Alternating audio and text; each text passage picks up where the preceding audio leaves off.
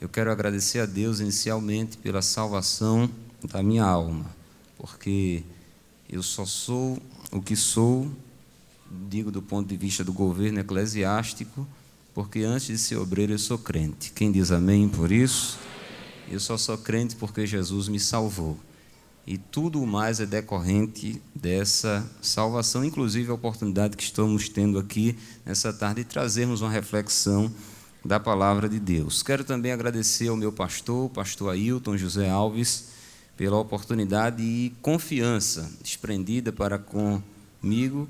Eu tenho plena consciência, irmãos, das minhas limitações, das minhas falhas, das minhas limitações, e tenho também plena consciência de que existem muitos outros, muito melhores do que eu, que poderiam estar aqui nessa oportunidade, mas aprove a Deus e ao pastor da igreja nos facultar essa oportunidade. De forma que, nesse momento, conforme orienta o pastor Luiz Mário, primeiro secretário da igreja, com a ajuda do Senhor e a oração de cada um de vocês, na participação desse 35º Congresso de Jovens aqui em Pernambuco, eu gostaria de trazer uma reflexão bíblica baseada no livro de Ezequiel. E eu gostaria que você, por gentileza, abrisse a sua Bíblia, Ezequiel, capítulo de número 3. Vamos ler, queridos, a partir do versículo de número 1. Depois me disse: filho do homem, come o que achares, come este rolo e vai e fala à casa de Israel.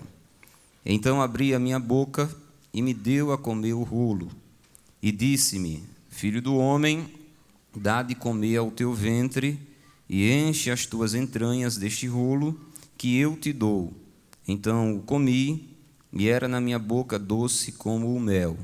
E disse-me: filho do homem, vai e entra na casa de Israel e dize-lhe as minhas palavras. Quantos podem dizer amém? Amém? Queridos irmãos, o tema que nos foi proposto para nós trabalharmos um pouco nesta tarde foi preservando os princípios divinos como atalaia. Você pode repetir comigo? Trata-se de um estudo. Nós vamos precisar da interação dos irmãos, dos jovens. Digam comigo: preservando os princípios divinos como atalaia. E o texto base foi justamente esse que nós acabamos de ler, de Ezequiel 3, dos versículos 1 ao 4, e nós vamos voltar depois a esse texto, mas eu gostaria de introduzir esse pensamento, essa reflexão, trazendo algumas considerações iniciais. Perceba, o tema é preservando os princípios divinos como atalaia, e a palavra-chave aqui é princípios. E a pergunta que eu lhes faço é: o que são princípios? Porque para que nós possamos compreender todo o restante da reflexão, precisamos entender aquilo que está no título, a palavra-chave que está no título, que é princípios. E o que são princípios? Ou o que é um princípio? Dentre as muitas definições que poderíamos dar, puxando seja para o campo teológico, seja para o campo filosófico, seja para o campo do direito, eu escolhi a mais elementar, a do campo semântico, ou seja, aquilo que a palavra significa em si, aquilo que a palavra significa quando nós buscamos o seu significado num dicionário de língua portuguesa.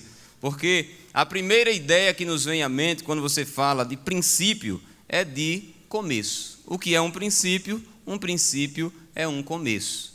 E no dicionário, um dos dicionários da língua portuguesa diz o seguinte, que princípio é o impulso inicial dado a uma coisa. É a causa primária de algo que se torna a sua base, que se torna o seu fundamento.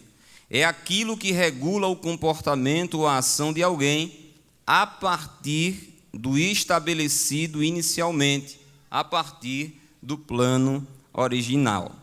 Como princípio tem a ver com essa anterioridade, com o começo, e como nós estamos falando sobre princípios bíblicos, nada mais justo do que nós recorrermos ao livro dos começos, ao livro dos princípios, ao livro dos inícios na Bíblia, que é o livro do Gênesis, como ponto de partida para essa nossa reflexão.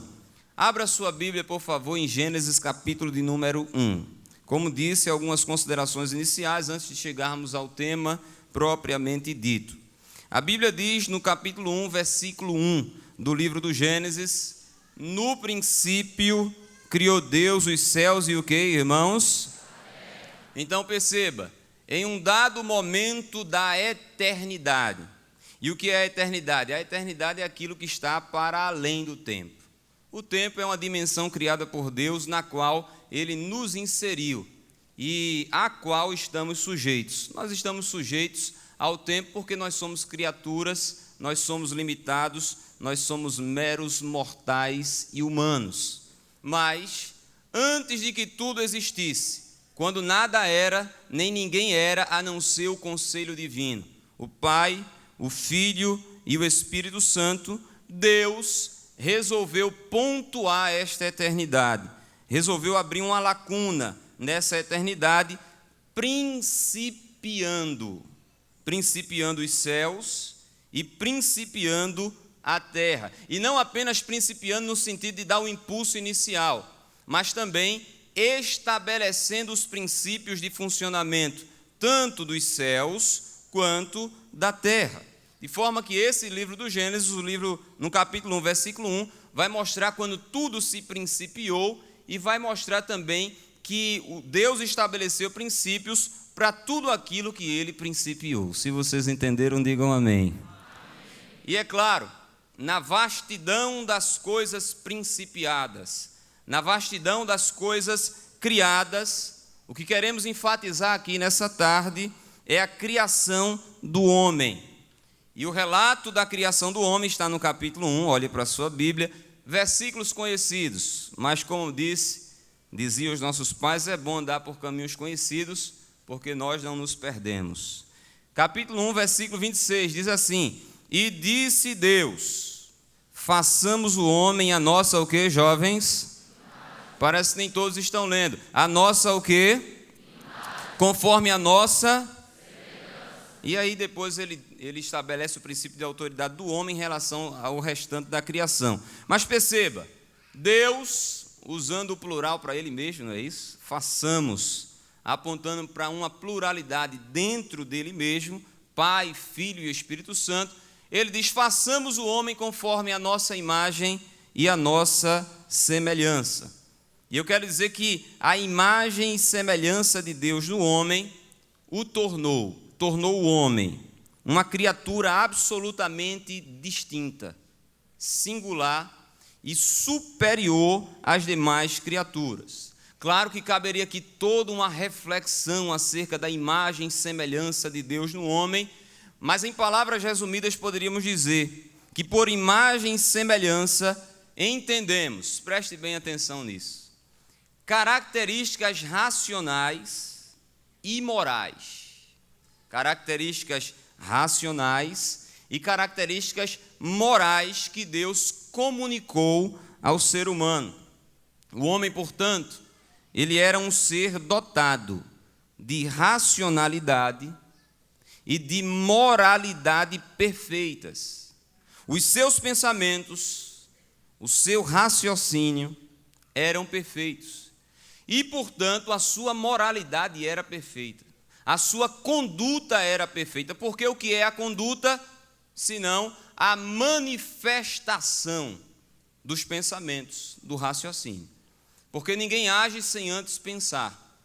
Ninguém se conduz sem antes pensar no que está fazendo. Digam amém por isso. De forma que o homem, no estado de perfeição, tinha uma inteligência, tinha um raciocínio, tinha pensamentos perfeitos e, portanto, tinha uma conduta, uma moral perfeita. Dentre as características recebidas pelo homem está a liberdade. E no estado de perfeição, jovens, o homem tinha liberdade perfeita. Liberdade para pecar e liberdade para não pecar. Porque ele estava no seu estado de perfeição. E foi aí que Deus, para que o homem exercesse e exercitasse essa liberdade, colocou uma restrição. Veja o capítulo 2 do Gênesis, por favor. Versículos de número 15 e 16. Gênesis 2, 15 e 16 diz assim: E tomou o Senhor Deus o homem e o pôs no jardim do Éden para o lavrar e o guardar. E ordenou o Senhor Deus ao homem, dizendo: De toda árvore do jardim comerás o que, jovens? Liberdade. Mas da árvore da ciência do bem e do mal, dela não comerás, porque no dia em que dela comeres, certamente o que, jovens? Morrerás. Palavras de Deus: certamente morrerás. A restrição foi colocada para que o homem pudesse exercitar a liberdade e, exercitando a sua liberdade, pudesse desenvolver um relacionamento amoroso com Deus. Ou seja, eu posso comer, mas eu não quero comer porque eu amo o Senhor. Foi para isso que Deus colocou aquela restrição, para que o homem, exercendo a sua liberdade, demonstrasse com a sua liberdade o seu amor para com Deus. Mas eis que veio a tentação para colocar à prova esta liberdade. E vocês sabem o que aconteceu. Capítulo 3 do Gênesis.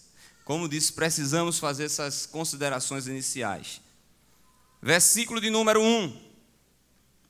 Diz assim: quando eu parar, continue para eu ter a certeza de que todos estão acompanhando. Ora, a serpente era mais astuta que todas as alimárias do campo que o Senhor Deus tinha feito.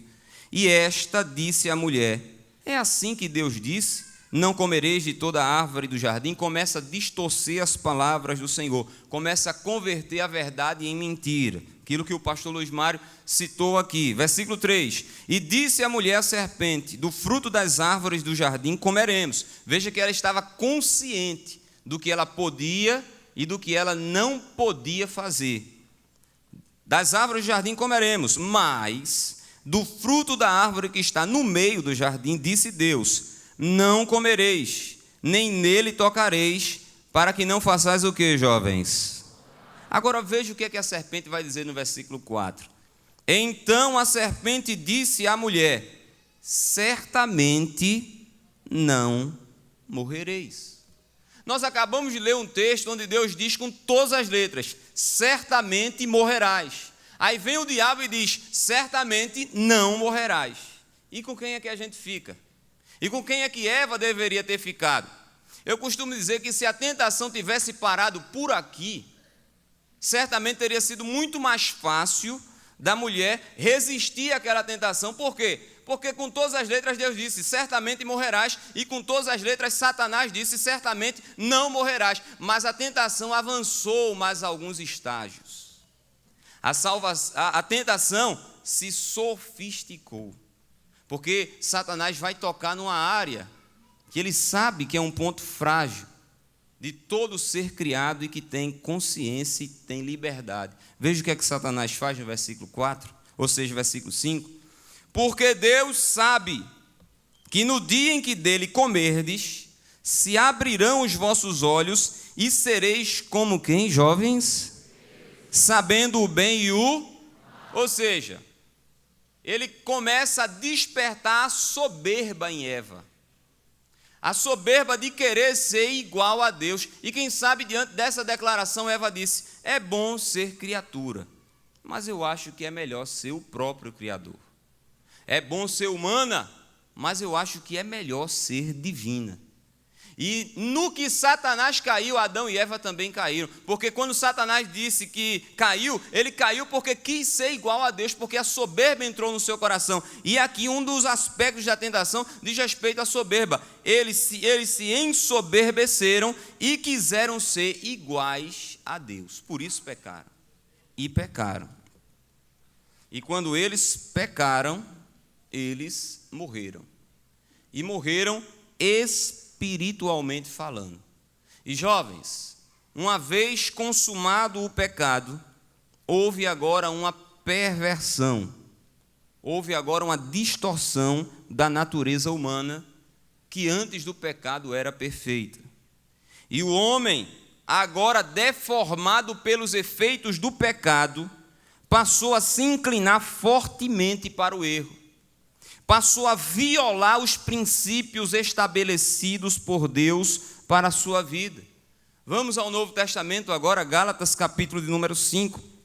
Abra sua Bíblia, por favor. Outro texto muito conhecido.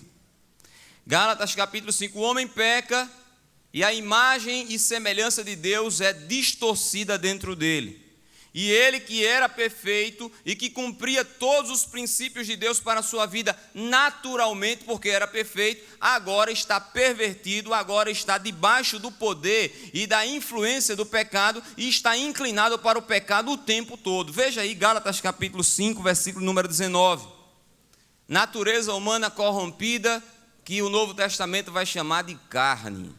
A carne que é uma realidade para todos nós aqui presentes. Todos nós ainda temos essa natureza em nós. Veja o versículo 19. Porque as obras da carne são manifestas, as quais são. Qual é a primeira obra da carne aí, jovens? E depois vem o quê? E terceiro? Pare por aí. Por que será que os 3 primeiros pecados, as 3 primeiras manifestações da obra da carne estão ligadas ao campo da sexualidade? Certamente é porque são os pecados na área sexual que mais destroem a comunhão dos crentes com Deus. E certamente é porque são os pecados na esfera sexual que mais destroem a comunhão dos jovens crentes com Deus. Diga amém por isso. Versículo 20.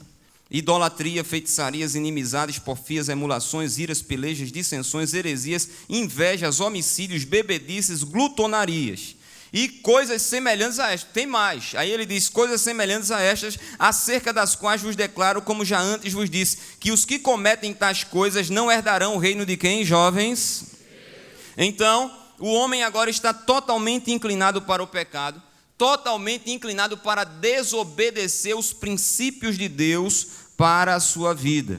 O homem está em pecado, e é claro, o homem em pecado gera famílias em pecado, e famílias em pecado gera uma sociedade em pecado. E o quadro de uma sociedade em pecado já foi descrito pelo pastor Luiz Mário aqui, que era um texto que eu ia citar, de Romanos capítulo número 1, a partir do versículo de número 27. Aquele é o quadro de uma sociedade caída, de uma sociedade mergulhada, de uma sociedade debaixo do poder do pecado. E a pergunta é, como é que o homem, agora em pecado, debaixo das influências e do poder do pecado, poderá voltar a ter a imagem e semelhança de Deus e poderá voltar a cumprir os princípios estabelecidos por Deus na sua vida, se agora ele está debaixo do pecado e a natureza pecaminosa o inclina diuturnamente para o pecado? A única maneira do homem voltar a ter essa imagem e semelhança é através da salvação, é através da regeneração. Veja um texto bíblico que eu acho muito interessante sobre essa questão de, a partir da regeneração, da salvação, o homem voltar a ter a imagem e semelhança de Deus. Colossenses capítulo 3, versículo 9 e 10 diz assim: não mintais uns aos outros, pois que já vos despistes do velho homem com os seus feitos, e vos vestistes do novo, regeneração, e vos vestistes do novo, que se renova para o conhecimento, segundo o que, jovens? Eu não escutei, segundo o que, jovens? Daquele que o criou. Então observe que, a partir da regeneração, a imagem daquele que nos criou volta a ser estabelecida em nós.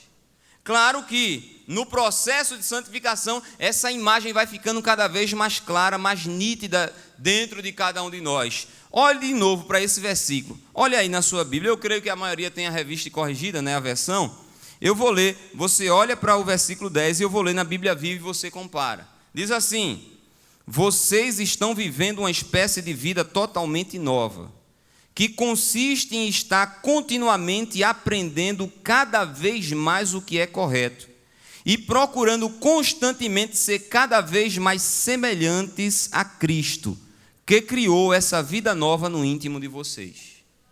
Ou seja, a partir da salvação, da regeneração, a imagem de Deus que foi perdida por causa do pecado começa a ser recuperada dentro de nós. Deixa eu perguntar aqui, Quantos salvos em Jesus Cristo estão aqui nessa tarde, presenciando esse estudo? Então diga para o jovem que está do seu lado, você é a imagem e semelhança do Criador. Mas é claro que com o processo de santificação, essa imagem vai ficando cada vez mais perfeita. Mais perfeita, porque ainda estamos aqui. Quem diz amém por isso? Outra referência que fala sobre essa recuperação da imagem e semelhança de Deus em nós. 2 aos Coríntios, capítulo 3. É um estudo, não é, jovem? A gente tem que ler a Bíblia. Capítulo 3, versículo 18. Você não passa 3 horas no banco da faculdade escutando um professor só? Capítulo 3, versículo 18. Diz assim, esse é muito claro esse texto. Mas todos nós, olha para aí, com cara descoberta, refletindo como um espelho a glória de quem, jovens? Somos transformados de glória em glória, na mesma imagem como pelo Espírito do... Vocês entenderam? Vocês acabaram de dizer que são salvos. Se vocês são salvos, você tem o Espírito Santo de Deus morando dentro de você.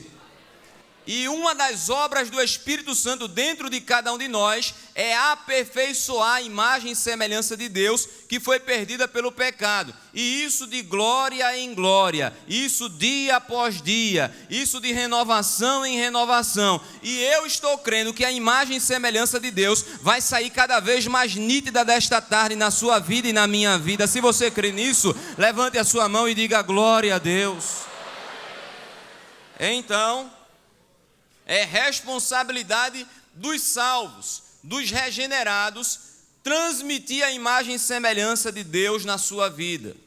Mas aí vem o problema e é aí que a gente começa a voltar para Ezequiel. O problema é quando aqueles que já foram regenerados e receberam condições espirituais para viverem os princípios divinos novamente, voltam a pecar e a desprezar o plano de Deus para a sua vida, o plano original de Deus para a sua vida. O problema é quando o povo de Deus, que se diz povo de Deus, volta a viver como se ainda estivesse debaixo do pecado.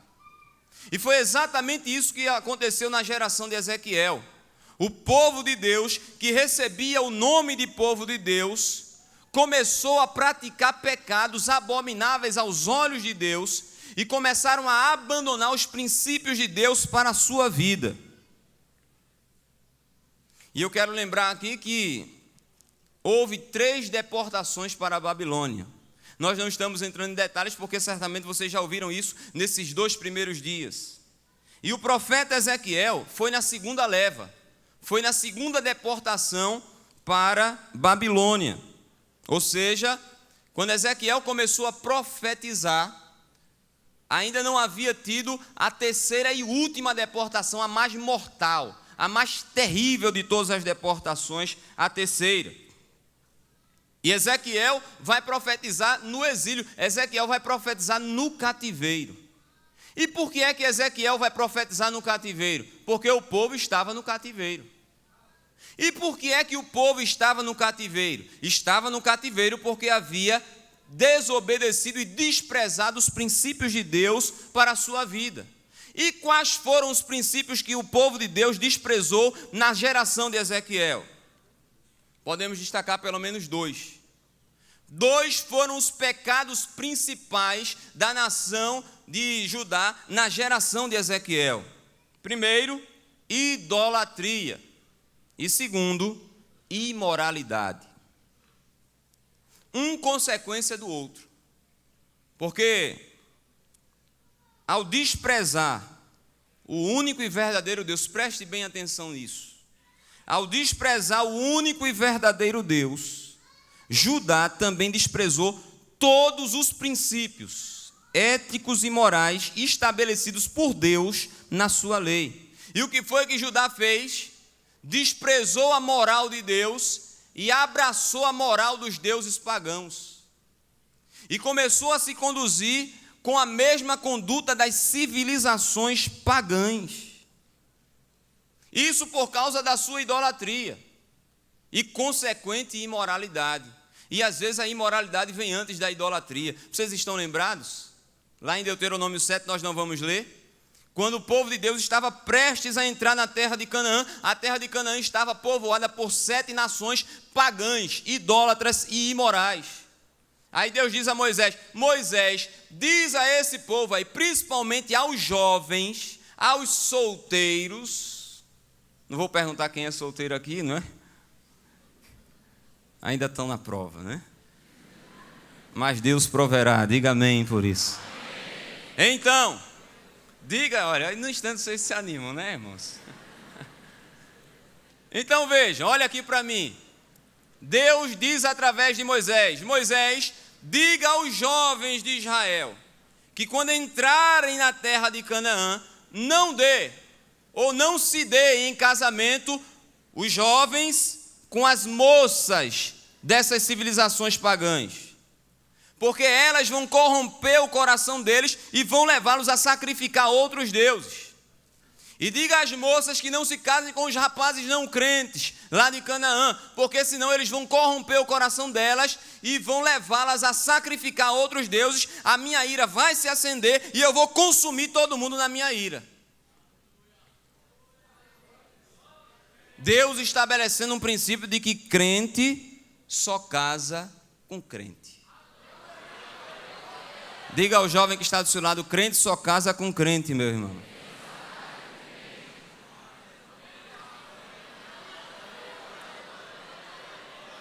Mas eu estou apaixonado. Mas eu estou apaixonada, irmão Valber. Coloque essa sua paixão debaixo dos seus joelhos, porque sentimento não pode ser superior aos princípios. Levante a mão para glorificar aquele que vai te dar força de superar os sentimentos por causa dos princípios. Os princípios têm que ser superior aos sentimentos. Pode sentir como for, pode chorar como for, pode emagrecer como for, pode pegar gastrite nervosa que for, mas se não é crente, é não do começo ao fim. Se ela não é crente, é não do começo ao fim, porque começa com um casamento misto e termina com a apostasia e a ira de Deus sobre a nossa vida.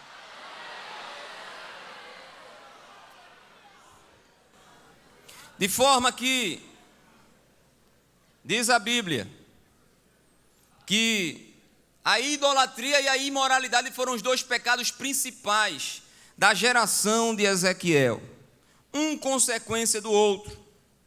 E eu quero dizer que, como atalaia de Deus para o seu povo, porque Ezequiel, claro, que nós podemos ser atalaias para o mundo, é claro que podemos ser atalaias para o mundo. Mas no caso específico de Ezequiel, ele foi levantado para ser atalaia para o seu povo. Veja aí o capítulo 3 de Ezequiel. Ezequiel, capítulo número 3. Versículos 4 e 5.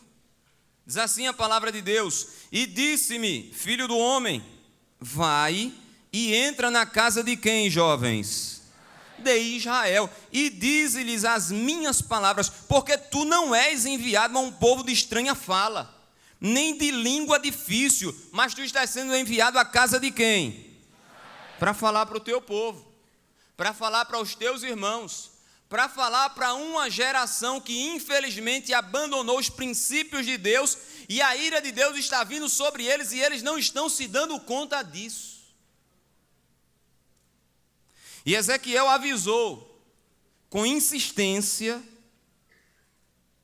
que se eles persistissem no pecado, jovens, que se eles insistissem em desobedecer os princípios de Deus, eles trariam a maior catástrofe espiritual que Judá poderia sofrer, que era a perda da glória de Deus. Ezequiel é levantado para dizer: se vocês, meus irmãos, continuarem com essa conduta, continuarem desprezando os princípios de Deus para a vida de vocês, Deus está mandando dizer que vocês vão trazer sobre vocês mesmos a ira de Deus, a destruição, o terror de Deus. Deus vai abater vocês, Deus vai destruir todo mundo. Para os seus próprios irmãos. Mas eu quero dizer aqui nessa tarde que antes da perda, o aviso. E antes da tragédia, a trombeta. Ezequiel foi uma trombeta de Deus na consciência da sua geração. E eu creio que a palavra de Deus está sendo uma trombeta aqui na nossa consciência nessa tarde. Diga para o jovem que está do seu lado, a trombeta está tocando nessa tarde. E agora que ela vai começar a tocar mesmo.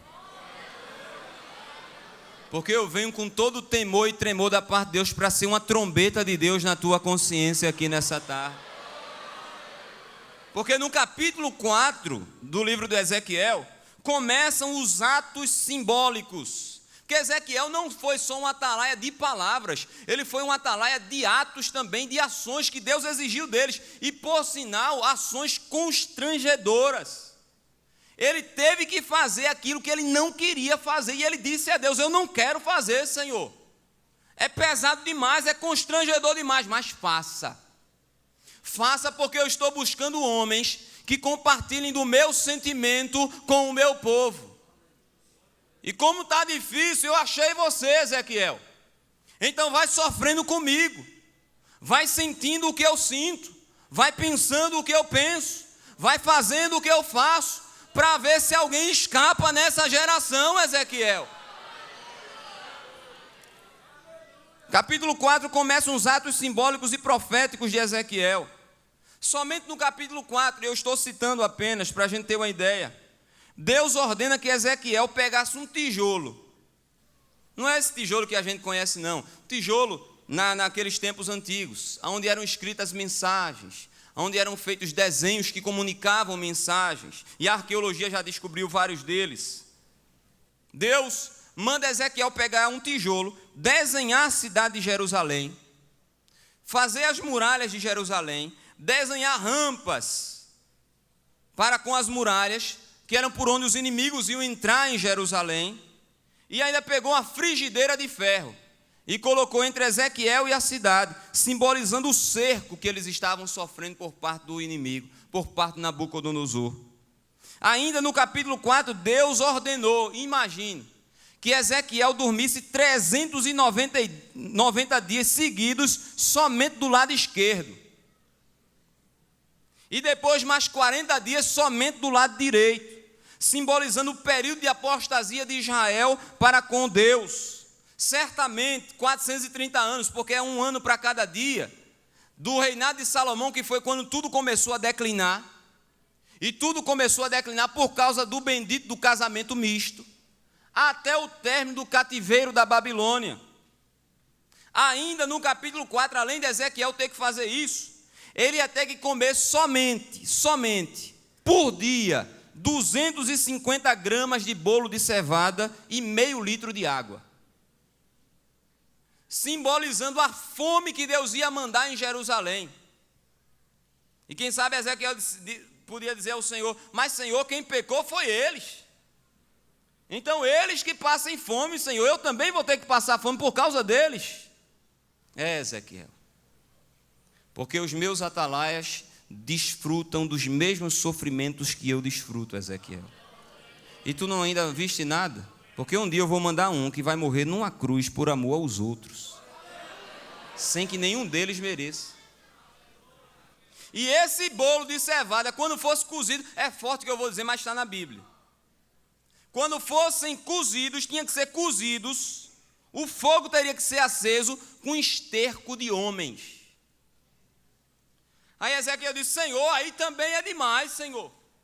Aí é pesado demais, Senhor. Aí Deus disse, tá bom, troca o esterco de homem por esterco de vaca. Mas quando você ligar o fogo, o mau cheiro vai se espalhar. E quem chegar para você e disser, que mau cheiro é esse, Ezequiel? Apaga esse fogo. Você diz a eles: é assim que a vossa vida está chegando diante dos narizes de Deus. A vossa vida está exalando um mau cheiro diante de Deus. No capítulo 5, Deus ordena que Ezequiel a pegar uma faca afiada. E com essa faca afiada, ele mandou Ezequiel raspar o seu cabelo e a sua barba. E pegar aqueles cabelos e dividir em 3 partes iguais. Uma parte deveria queimar no fogo, a outra terça parte deveria ferir de espada, e a outra terça parte jogar para o vento levar. Era o que Deus ia fazer com a nação de Israel. Vou matar a espada os que saírem da cidade, vou matar de peste e de fome os que ficarem dentro da cidade, e os que escaparem da mão de Nabucodonosor, eu vou espalhar para os 4 ventos da terra. Por causa do pecado de vocês. Capítulo 5, versículo 12, veja aí. Uma terça parte de ti morrerá de peste, e se consumirá a fome no meio de ti. E a outra terça parte cairá a espada em redor de ti. E a outra terça parte espalharei a todos os ventos, e a espada desembanharei atrás deles. Vou fazer isso. E vou fazer isso por causa da idolatria de vocês e por causa da imoralidade de vocês. No capítulo 6, Ezequiel denuncia as abomináveis idolatrias em Judá. Veja o capítulo 6, versículo 6, por favor.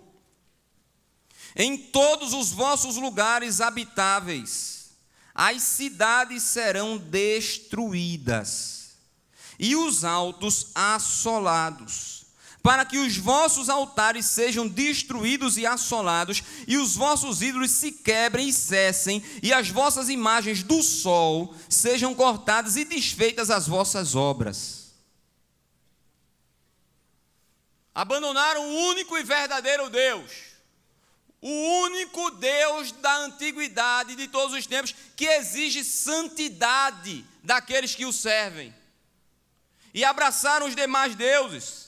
E dentre esses muitos deuses que Judá abraçou na sua geração, estavam Anate e Azerá, 2 deusas da fertilidade. E os cultos a essas deusas eram regados à imoralidade sexual. Por exemplo, Anate era uma deusa guerreira, considerada a irmã ou esposa de Baal. Anate era patrocinadora do sexo e da guerra. E ela era identificada também como a rainha do céu. Todas as figuras que representam Anate, encontradas pela arqueologia hoje, são de cunho sensual. Os judeus abandonaram a moral do Deus Santo para quebrarem todos os princípios que Deus havia estabelecido para eles. Princípio da pureza sexual. Porque nesses cultos a esses deuses havia toda sorte de imoralidade, inclusive homossexualismo durante os cultos. E principalmente homossexualismo masculino. É o que a Bíblia chama de rapazes escandalosos. Quebraram o princípio da santificação do corpo, porque viviam e se vestiam de maneira sensual. E parece, às vezes, me permita, que esse espírito quer entrar em algumas jovens e em alguns jovens da igreja também.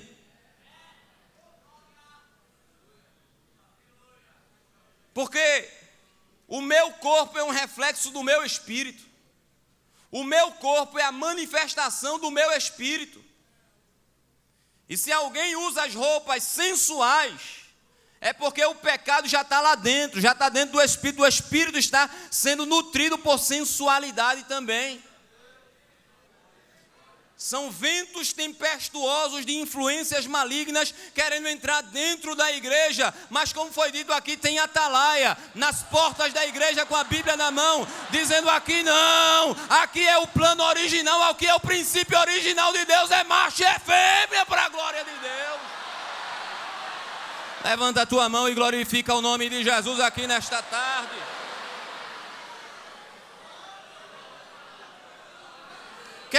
quebrando o princípio da heterossexualidade, quebrando o princípio do casamento entre crentes, porque abraçaram a moral dos deuses pagãos. E Deus levantando para condenar, levantando Ezequiel para condenar os próprios irmãos deles. A prática. No capítulo 7, Deus anuncia o fim. Veja aí, capítulo 7. A gente já está chegando no final. Versículos 1 e 2 diz: depois veio a palavra do Senhor a mim, dizendo: e tu, ó filho do homem, assim diz o Senhor Jeová acerca da terra de Israel: vem o fim vem sobre os 4 cantos da terra. Diga para o jovem que está do seu lado, agora diga mesmo como uma atalaia de Deus: o fim está chegando, meu irmão.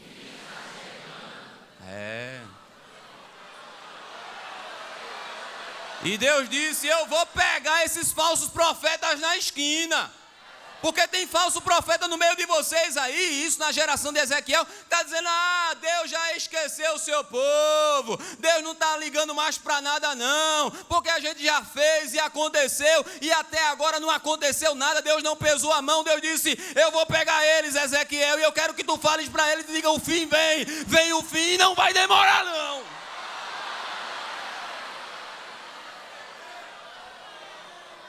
Diga para ele: não tardará, jovem. Pelos sinais, eu não sei porque Jesus ainda não veio. Eu acho que a única explicação para Jesus ainda não ter voltado é a longanimidade dele, esperando mais pessoas se salvarem. Porque pelos sinais já se cumpriram todos, e aumentam de intensidade a cada dia que se passa.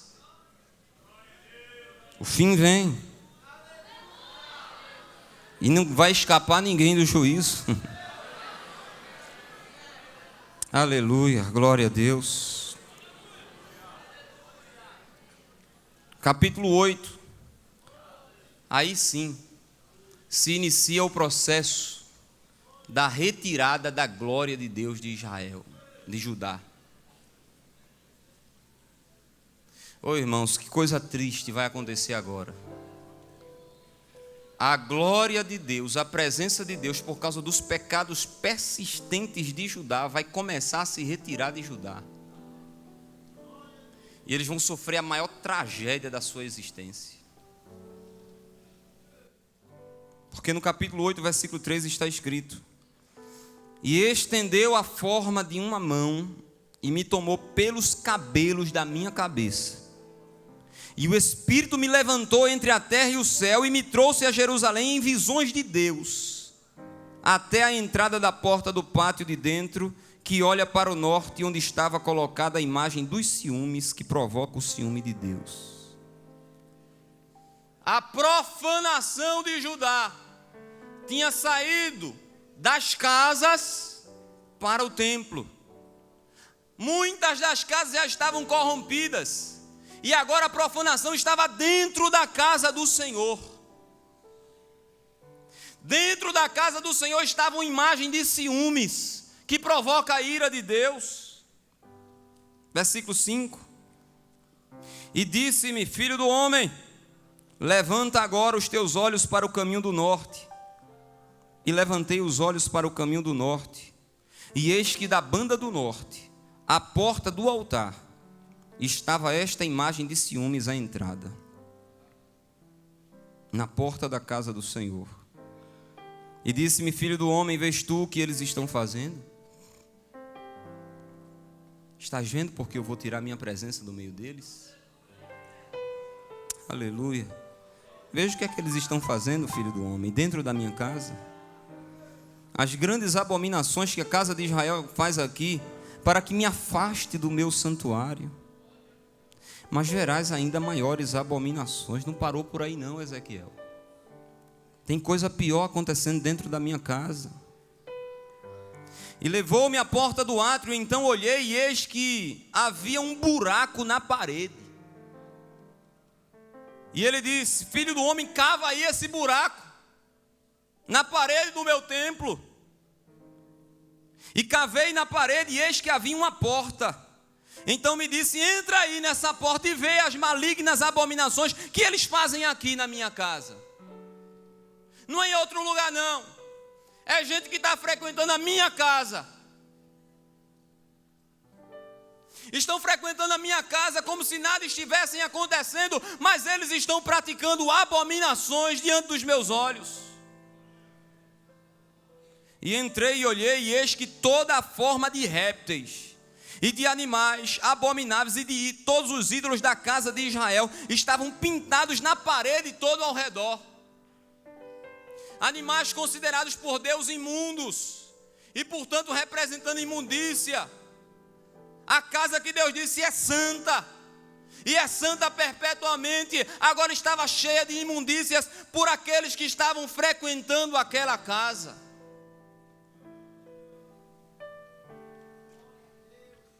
E olhei, e eis que, versículo 11, e 70 homens dos anciãos da casa de Israel, com Jazanias, filho de Safã, que se achava no meio deles, estavam em pé diante das pinturas. E cada um tinha na mão o seu incensário, e subia uma espessa nuvem de incenso, queimando incenso para os animais, dentro da casa do Senhor. Mas não parou por aí, jovens. E Deus está falando de uma maneira muito forte aqui nessa tarde. Como eu disse, eu estou falando com todo o temor e tremor da parte de Deus, mas eu estou falando que o Espírito Santo nos orientou a falar. Tem jovens que estão dentro, mas estão cometendo abominações diante do Senhor. E dizem: ninguém me vê. O pastor não está vendo. O ministério não está vendo. O meu dirigente não está vendo.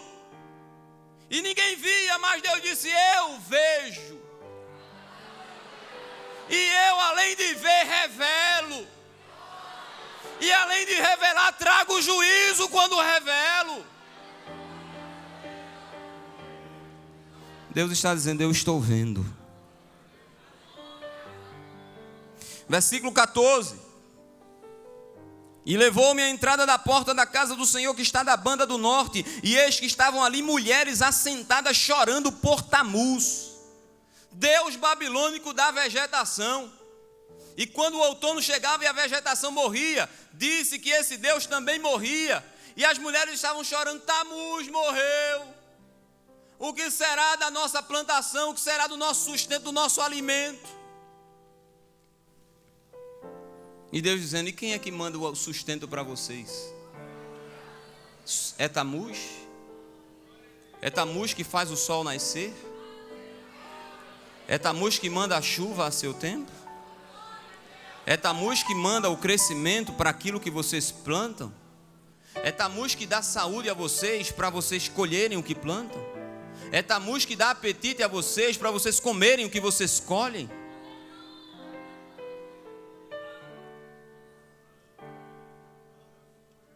Versículo 16.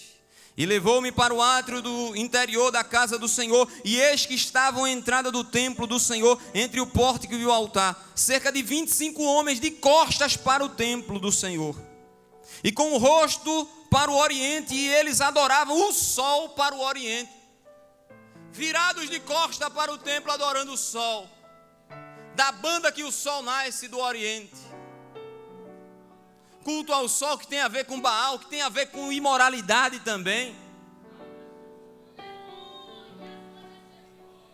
E eu quero dizer aqui, no último capítulo, capítulo 9, versículo 1. Então me gritou aos ouvidos com grande voz, dizendo: fazei chegar os intendentes da cidade, cada um com as suas armas destruidoras para a sua mão. E eis que vinham 6 homens a caminho da porta alta, que olha para o norte, cada um com as suas armas destruidoras na mão, e entre eles um homem vestido de linho, com um tinteiro de escrivão na cinta, e entraram e se puseram junto ao altar de bronze. Deus dá uma visão a Ezequiel: 6 homens, 6 anjos, dentre eles um diferente, um homem vestido de linho com um tinteiro na cintura. Aí Deus disse: comece a derramar juízo no meio do meu povo agora. Pega essa tinta e comece a marcar na testa só os fiéis. Só aqueles que estão vendo isso e não se conformam com o que está acontecendo.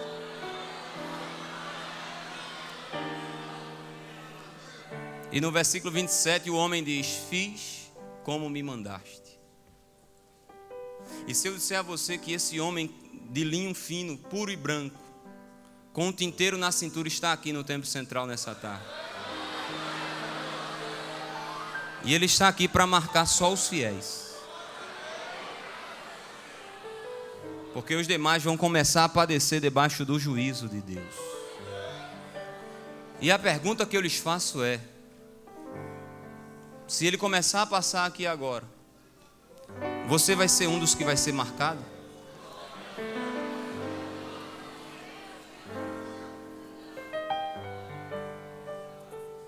E no capítulo 11 diz a Bíblia, nós não vamos ler versículo número 23.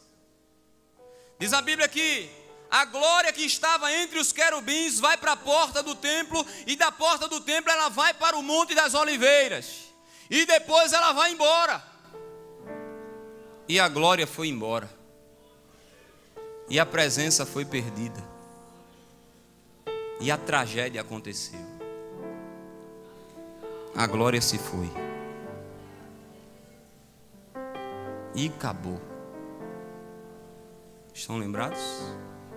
E acabou. Foi-se a glória. Perdemos o que de mais valioso tínhamos: a presença do Senhor, a glória do Senhor.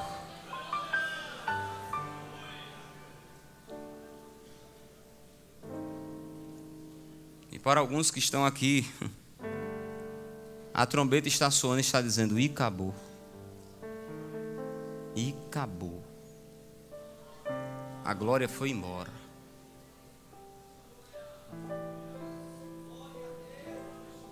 E por que foi embora? Você sabe por que foi embora.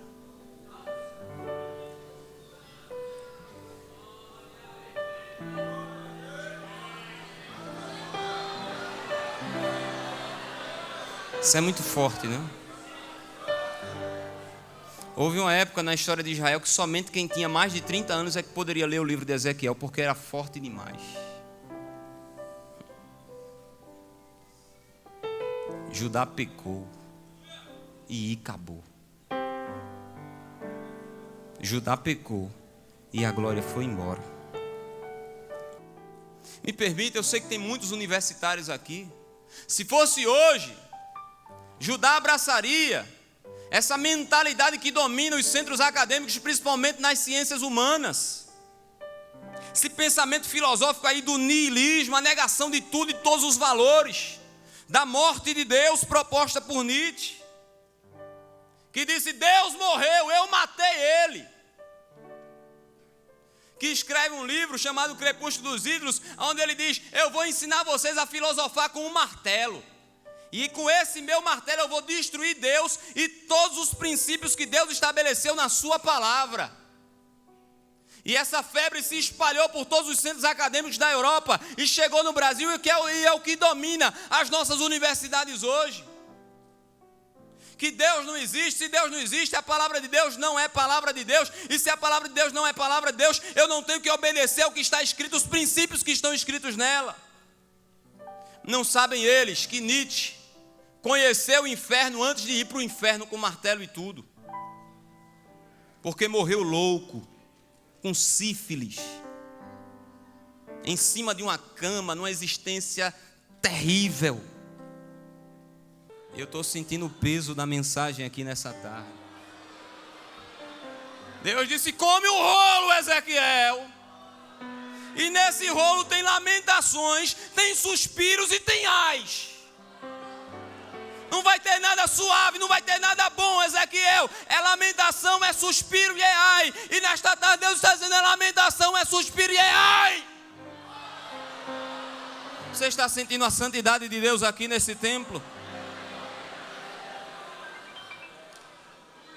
E acabou. A glória foi embora. Mas Deus é tão bom, mas tão bom, tão misericordioso, que quando chega no capítulo 43, ele diz: Ezequiel, pega o cordel de medir. Para quê, Senhor? Para você medir a cidade de Jerusalém. Meça a cidade de Jerusalém de uma ponta a outra. Para quê, Senhor? Porque eu vou restaurar.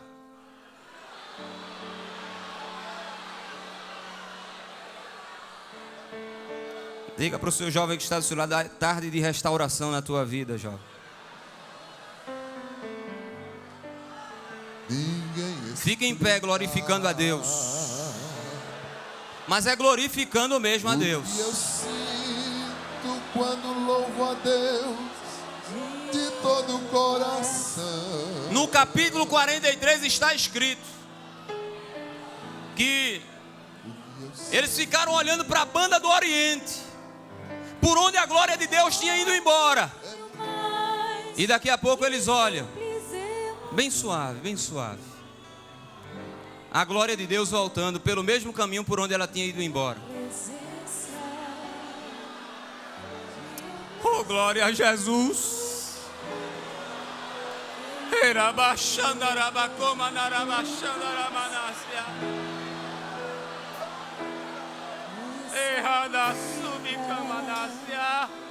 E para quem perdeu a glória, Deus está dizendo: está voltando hoje para a tua vida.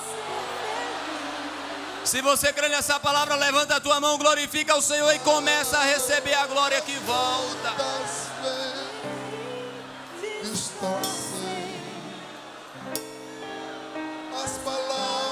Diga para o jovem que está do seu lado: a glória está voltando, meu irmão. A glória está voltando nesta tarde para a tua vida. Não fique assim.